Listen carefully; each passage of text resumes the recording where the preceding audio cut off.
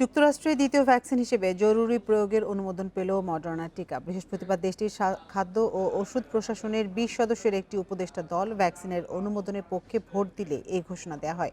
সংস্থাটি জানায় প্রতিষ্ঠানটির সাথে ২০ কোটি ডোজের চুক্তি হয়েছে, যার মধ্যে ৬০ লাখ ডোজ ২৪ ঘন্টার মধ্যে সরবরাহের জন্য প্রস্তুত রয়েছে। এর আগে মঙ্গলবার এই টিকা ৯৪% কার্যকর এবং নিরাপদ বলে ৫৪ পৃষ্ঠার একটি নথি প্রকাশ করে এফডিএ।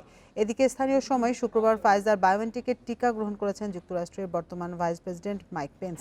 এ সময় করোনা টিকাকে নিরাপদ ও কার্যকর বলে মন্তব্য করেন তিনি। পেন্সের পাশাপাশি টিকা নেন তার স্ত্রী ও সার্জন জেনারেল জেরেমি অ্যাডামসও।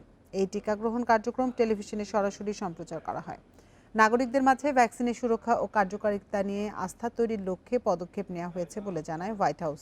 এদিকে দরিদ্র দেশগুলোর জন্য ২০০ কোটি ডোজ ভ্যাকসিনের নিশ্চয়তা দিয়েছে বিশ্ব স্বাস্থ্য সংস্থা। এ নিয়ে চুক্তি হয়েছে বলে জানিয়েছেন সংস্থাটির মহাসচিব।